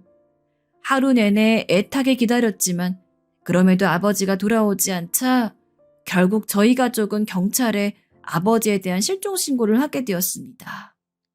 그렇게 실종신고를 놓고도 불안해서 인터넷에 이것저것 찾아봤는데 실종신고한다고 해도 큰 소용이 없단 얘기들도 있고 온전히 경찰에만 맡기기엔 좀 불안한 마음도 있어 급히 아버지를 찾는 전단지를 뽑아 뿌리기도 했어요. 그렇게 가족이 전부 모여가지고 한참 동안 동네에 전단지를 붙여놓은 뒤 집에 돌아왔는데 문득 그런 생각이 들더라고요. 그렇게 긍정적이고 밝았던 아버지가 대체 무슨 일 때문에? 보아하니 어머니도 아버지가 이렇게까지 힘들던 이유를 모르셨던 것 같았습니다. 그래서 저는 혹시라도 아버지의 방에 단서가 될 만한 게 있을까 싶어서 아버지의 방에 있던 서랍이며 옷장이며 여기저기를 뒤졌습니다. 그러나 아무리 헤집어봐도 별다른 게 나오지 않았습니다. 결국 어느 정도 포기하고 어지럽혀 둔 것을 차곡차곡 정리해서 다시금 넣어두는 그때 한 노트가 발견됐습니다. 어머니 가계부인가 싶어서 열어봤는데 필체가 아버지의 것이었고 내용은 일기장에 가까웠습니다. 오늘도 첫째가 안부를 묻는답시고 전화를 해줬는데 참 기쁘다. 그 어렸던 것들이 이렇게 쑥쑥 커서 부모 챙기겠다고 연락하고 찾아오고 그러는 거 보면 내가 인생 한번 제대로 살았구나 하는 생각이 든다. 어쩐지 이 일기장을 제대로 뒤져보면 아버지가 왜 그렇게까지 힘들었는지를 알 수 있을 것 같다는 기분이 들었습니다. 그래서 자리에 앉아 아버지의 일기장을 한 장 살펴보았습니다. 그런데 분명 처음에는 저에 대한 얘기, 형제들에 대한 얘기, 일을 하면서 뿌듯함만이 가득했던 아버지의 일기에 점점 어두운 내용들이 섞이기 시작했습니다. 1월 13일. 이번엔 무슨 일인지 몰라도 아파트 동대표가 바뀌었는데 이 대표는 나를 별로 안 좋아하는 것 같다. 어쩌다 마주쳐서 인사를 해도 내 얼굴을 흘끗 보더니 고개를 돌리고 가는 적도 많고. 혹시 내가 뭘 잘못했던 걸까? 만약에 그런 게 있다면 사과하고 싶은데. 1월 25일. 오늘 아파트 동대표가 나에게 심한 욕설을 했다. 분리수거를 잘못했다는 게 이유였다.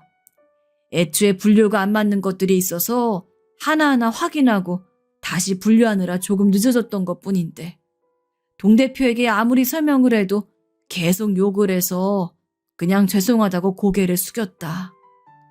다음엔 조금 더 일찍 분리수거를 시작해야지. 아버지는 퇴직하시고 경비 일을 10년 넘게 하셨습니다. 언제나 모범적이었고 아파트 주민들은 대부분 아버지를 좋아했기에 설마 직장에서 저런 일이 있을 거라곤 생각도 못했어요.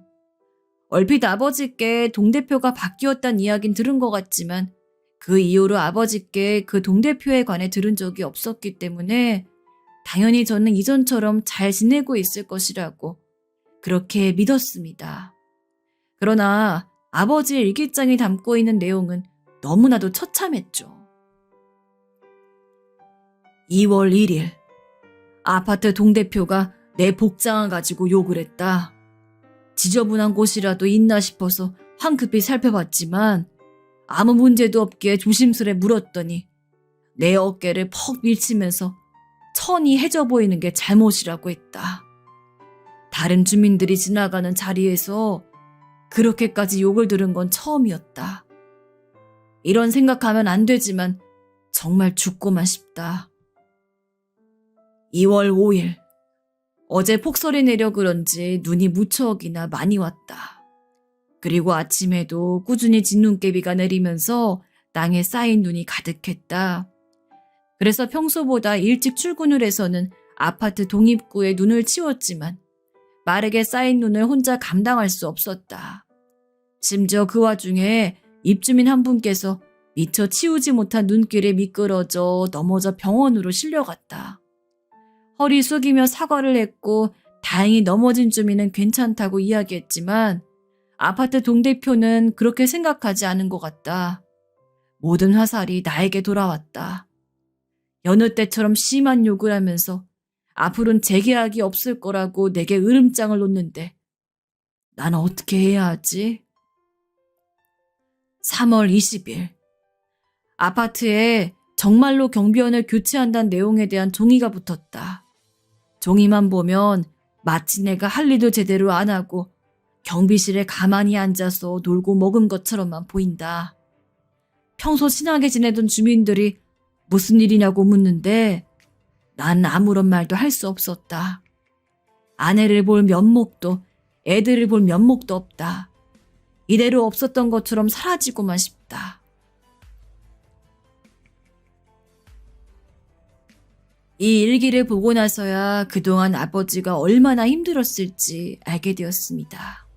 아무리 아버지가 괜찮다고 했어도 자식으로서 조금 더 캐묻기도 하고 그랬어야 했는데 아버지가 이렇게 될 때까지 가족 중 아무도 아버지가 가지고 있는 아픔을 모르고 있었다는 것이 너무도 충격적이었고 죄송스러웠습니다.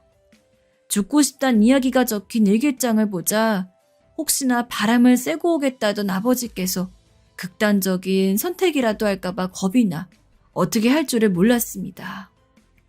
어머니와 다른 동생들에게도 아버지의 일기를 보여드렸고 저보다 더 큰 충격에 빠진 어머니는 그날 하루 종일 눈물을 흘렸습니다.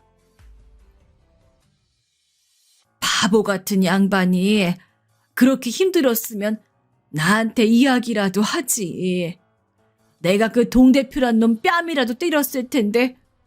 아이고 아이고 어쩌면 이렇게도 미련할까. 그러던 중에 최악의 상황 속 연락을 받지 않은 아버지에 대한 걱정이 극대화되는 그때 참으로 기적적으로 경찰에게서 연락이 왔습니다. 황급히 전화를 받아보니 한강 다리 위에 있던 아버지를 발견했다는 이야기였죠. 한강 다리요? 제 말에 가족들은 모두 놀랐고 그 길로 저희 가족은 다 같이 전학원 서로 가서 너무도 오랜 시간 못 봤던 아버지 얼굴을 볼 수 있었습니다. 마지막으로 만났을 때보다 한참 더 초췌해져 보이는 아버지는 저희를 보고서는 웃지도 못하시고 그저 가만히 저희에게 몸을 맡긴 채 걸으셨습니다. 풍채가 꽤 있으신 아버지였는데 못 본 새에 살이 쫙 빠져서는 너무도 안타까운 모습이었습니다. 아버진 저희 보더니 조용히 고개를 숙이시곤 눈물을 떨구시더군요. 아버지. 저는 그 순간 옛 기억 속의 아버지가 떠올랐어요. 아버지는 경비 일을 하시기 전 저희를 키우기 위해 수없이 많은 일을 하셨어요. 막노동을 하신 적도 있고 식당 일을 하신 적도 있고 택시 운전사 일을 하신 적도 있었어요. 아버지께서는 그 고된 일들을 하시는 동안 저희에게 한 번도 시름을 털어놓거나 하신 적이 없으셨어요. 아버지께서 오직 힘든 감정을 표출하시는 방법은 밤에 저희가 잠들어 있을 때 홀로 소주를 한잔 하시는 것 뿐이었어요. 소주를 가득 컵에 담아서 벌컥벌컥 마시는 것. 그것으로 아버지는 그 모든 시름을 달래시곤 하였습니다. 그러다 아침이 되면 다시 웃는 얼굴로 저희 얼굴에 까끌까끌한 수염을 부비시면서 아버지 일하러 갈게. 아들, 퇴근하고 보자. 하고 말씀하시곤 했죠. 어려서 몰랐지만 당시 아버지가 느끼셨던 가장의 무게는 실로 무겁고 버거우셨을 거예요. 저도 어른이 되어 체감하게 됐지만 아버지가 지고 계셨던 그 무게는 자식들의 한 아버지였기에 온전히 질 수 있던 무게였지요. 허나 아버지는 그저 자신이 책임져야 할 것이라 생각하고 어떤 불평도 없이 묵묵히 걸어오신 분이었어요. 오로지 낳아놓은 자식들, 저희들을 위해서 말입니다. 그런 아버지가 제 앞에 처음으로 고개를 떨구고 이런 연약한 모습을 보이시는데 저 역시 울컥하는 마음을 감출 수 없었어요. 아버지, 얼른 집으로 가자. 집으로 가자고 하는 아버지 말에 저도 그렇고 어머니도 그렇고 동생들도 모두 말없이 집으로 왔습니다. 그리고 비어있는 집에 아버지가 발을 들이고 나서야 이제 정말로 아버지를 다시 만나게 되었던 안도감이 들면서 눈물이 쏟아질 것 같더군요. 어떻게든 마음을 갈무리하려 했지만 갑자기 아버지가 너무도 원망스럽고 화가 났습니다. 한강다리에서 발견되었던 것을 보아 아버진 분명 좋지 않은 생각도 하셨을 테고 아버지가 그렇게 세상을 등지려 했다고 생각하니 도저히 참을 수 없는 무언가가 가슴 위로 올라오는 느낌이 들었어요. 아버지, 그렇게 세상을 등지고 싶을 정도로 힘드셨으면 저한테라도 이야기를 하셨어야죠. 저한테 못할 것 같았으면 어머니한테라도 하다못해 동생들한테라도 아버지가 힘들었던 부분에 대해서 말을 해주셨으면 저희가 어떻게든 해드렸을 텐데. 말을 하면서도 입술이 덜덜 떨리고 눈물이 샜습니다. 아버지를 영영 못 볼 수도 있었다는 충격은 그만큼 저를 그 어느 때보다도 공포에 잠식되도록 만들었습니다. 저의 원망 어린 말에 아버진 아무런 말도 하지 않으셨습니다. 그저 고개만 숙일 뿐이셨죠. 그리고 그런 저희를 보고 있던 어머니는 조용히 부엌으로 가서 한동안 밥 한 끼 제대로 못 드셨을 아버지를 위해 그리고 그런 아버지를 찾느라 고생한 저희를 위해서 식사를 차리셨습니다. 중간중간 부엌에서 훌쩍거린 소리가 들리긴 했지만 저희 모두 그걸 듣지 못한 척하며 조용히 침묵을 지키었답니다. 어찌저찌 흥분된 마음을 가라앉히고 상에 둘러앉아서도 저흰 무척 조용히 밥만 먹었어요. 식기가 달그락거린 소리만 집에 가득했죠. 제가 그런 침묵을 참지 못하고 아버지에게 한마디를 하게 되었어요. 아버지, 그냥 출근하지 마세요. 사실 아버지 나가시고 아버지가 쓴 일기장을 봤어요. 아파트 동대표가 그렇게 아버지한테 막대하는데 솔직히 아버지가 거기 아니면 일할 곳이 없는 것도 아니고 그렇게까지 힘들어하면서 버틸 이유는 없잖아요. 그런데 그저 알겠다고 하실 줄 알았던 아버지가 다른 말을 꺼내시더라고요. 재계약까지 한 달 남았다. 네 말대로 여기서 일을 그만둔다고 해도 조금 고생하다 보면 다른 일자리 찾을 수 있겠지. 하지만 사람의 도리라는 게 있지 않느냐. 잘릴 때 잘리더라도 원래 약속했던 기간은 다 채우고 나가고 싶다. 이젠 정말 나쁜 생각 안 할 테니까 걱정 말아라. 그리고 모두에게 미안하다. 괜히 아버지를 걱정시켜서. 저희는 최대한 아버지가 출근을 하지 않았으면 했습니다. 하지만 아버진 강경했습니다. 얼마 안 남았기 때문에 더더욱 유종의 미를 거두겠다며 전 그런 아버지를 이해할 수 없어 몇 번이고 아버지와 부딪혔어요. 성인이 되고 나서 그렇게까지 아버지와 부딪힌 적은 처음이었죠. 아버지, 제발 말 좀 들어주세요. 왜 자꾸 나가신다는 거예요? 저는 그 동대표인가 뭔가 하는 그 이상한 사람 아래에서 아버지가 일하는 거 한순간도 보기 싫어요. 제가 다 괴롭다고요. 한 번만 제 부탁 들어주시면 안 되는 거예요? 그렇게 꼭 고집을 부리셔야 속이 풀리시겠어요? 하지만 아버지는 여전히 강경하셨어요. 평소보다도 일찍 준비해서 출근을 하셨고 전 그런 아버지를 말릴 수 없었습니다. 그만큼 아버지는 본인 일에 대해서 책임감이 강하셨고 또 한 번 마음먹은 것에 대해서 어지간해선 의견을 바꾸시는 분이 아니었기에 저는 물론이고 동생들이나 어머니도 아버지의 마음을 바꿀 수 없었습니다. 불안한 마음이 없던 것은 아닙니다. 그저 부디 이전과는 같은 일이 벌어지지 않기를 바라며 아버지가 무사히 경비일을 끝마치길 바라는 수밖에 없었어요. 그렇게 며칠을 출근하셨을까요? 한동안 아버지가 너무나 걱정이 됐던 저와 아는 일을 다녀온 뒤에도 짧은 시간이나마 시간을 내서 아버지를 뵈러 갔습니다. 그럴 때마다 전과는 다르게 조금 안색이 좋아 보이셔서 안도를 하면서도 혹시 또 이전처럼 무언가 숨기는 게 있는가 하는 생각도 좀 했습니다. 그러던 어느 날 평소처럼 일이 끝나고 퇴근하셨을 아버지를 보러 집으로 향한 때였습니다.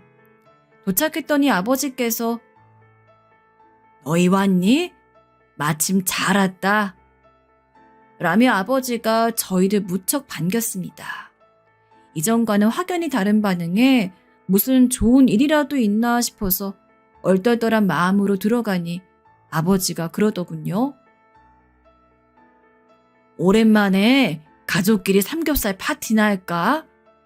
애들도 곧 온다고 했으니까 조금만 기다려라. 네?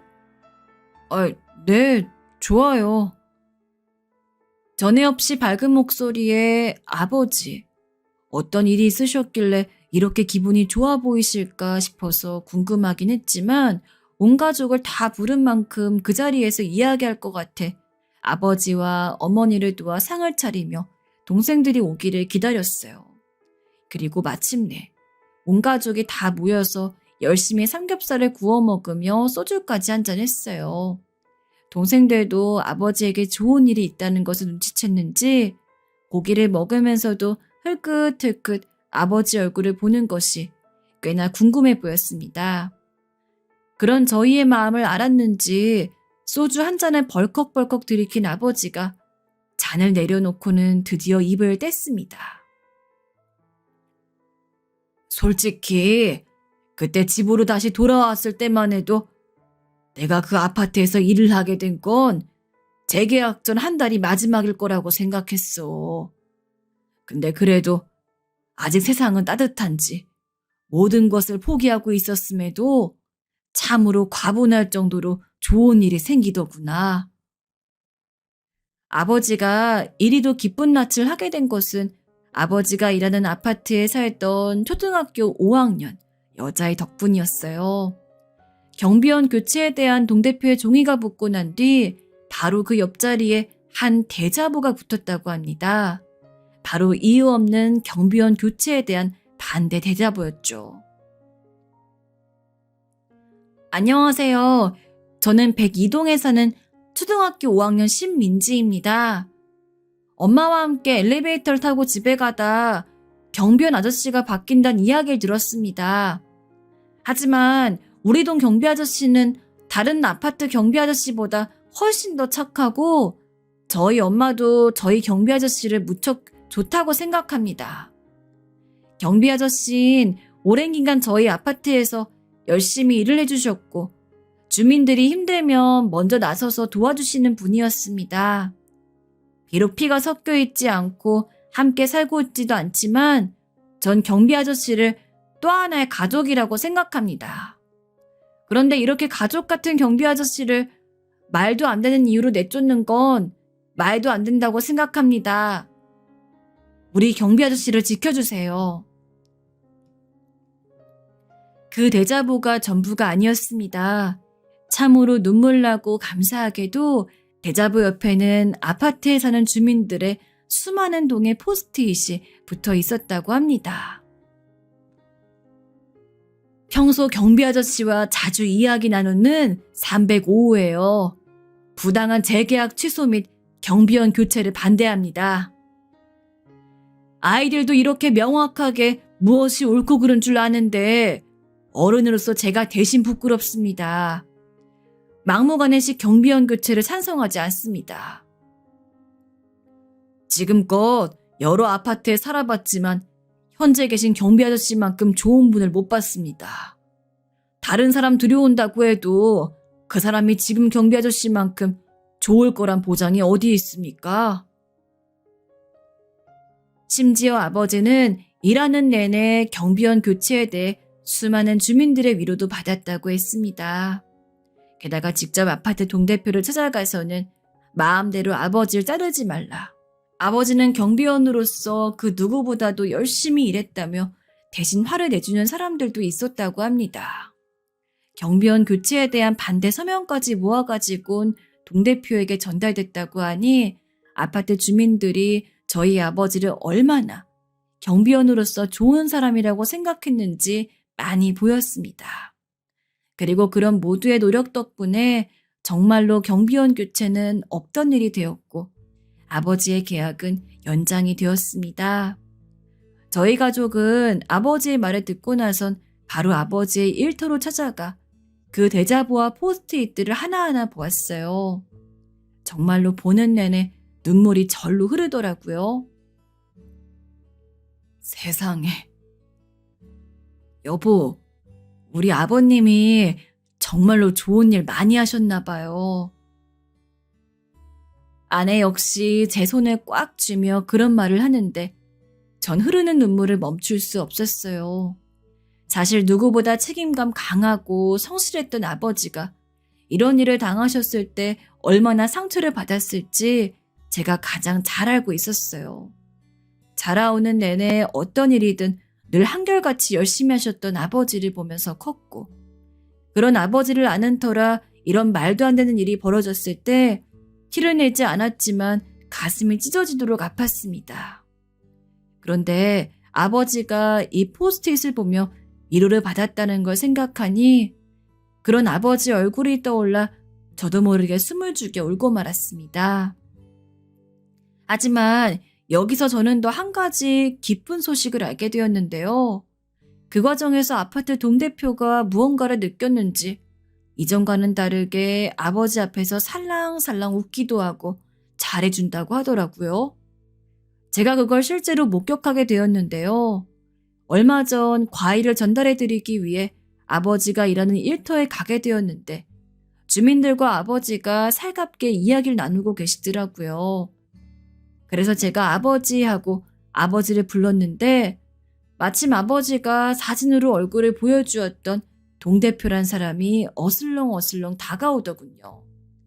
가까이서 보니 역시나 인상이 사나운 사람이었습니다. 동대표란 사람이 썩 기분 좋지 않은 표정으로 아버지에게 다가가자 멀리서 보는 저도 약간 긴장이 되었습니다. 만약에 아버지께 혹여나 무슨 해가 되는 말을 하면 내가 바로 나서야지 하고 생각하고 있었어요. 그런데 아유, 경비 아저씨, 오늘따라 얼굴이 아주 좋아 보이시네요. 저번에 제가 드렸던 한약은 다 드셨죠? 그게 아주 건강에 좋은 거라 꼭 다 드셔야 해요. 네, 먹었습니다. 고맙습니다. 아유, 다행이네요. 언제든 필요하시면 말씀하세요. 제가 또 챙겨드릴게요. 제 예상과는 다른 판국이 펼쳐지고 있었어요. 동대표란 사람이 아버지를 위해 한약을 지어줬는지 잘 먹었냐고 묻고 있었고 아버지도 환한 얼굴로 대답하고 있었죠. 그 광경을 보자 마음이 한층 더 안정되었어요. 아마도 동대표란 사람도 주민들이 아버지를 좋아하고 따르자 마음을 다르게 고쳐먹은 게 틀림없었죠. 그걸 보니 이젠 걱정할 일 없겠다 싶더군요. 그래서 저는 그 길로 동대표가 있는 곳으로 걸어갔어요. 안녕하세요. 아, 네. 안녕하세요. 근데 여기서 더 기막힌 일이 펼쳐지고 말았죠. 그 동대표란 사람은 바로 제가 운영하는 학원 아이의 어머니였는데요. 오래전이라 지금 그 아이는 태어나고 없었지만 그 아이의 어머니가 학원을 찾아와 하도 떡이며 음료수며 전달하며 우리 애 잘 봐달라고 하던 터라 얼굴을 기억하고 있었습니다. 근데 여기서 이렇게 마주칠 줄이야. 저희 아버지를 괴롭힌 사람이 바로 이 여자였을 줄이야. 어떻게 이런 운명이 다 있을까 싶어서 기가 막히기도 하고 우습기도 했습니다. 역시나 동대표도 저를 보자마자 제가 아버지의 아들이라 하자 당황한 얼굴을 숨기지 못하고 한참 말을 더듬거렸습니다. 아, 선생님이 경비 아저씨 아드님이셨구나. 어떻게 이런 우연이... 네, 그러네요. 오랜만입니다. 민우 어머님, 민우 요새 공부는 열심히 하죠? 네, 재수하고 있어요. 선생님, 저 집에 오는 손님이 온다 해서 이만 가보겠습니다. 아저씨, 수고하세요, 그럼. 도둑이 재발절인 거겠죠.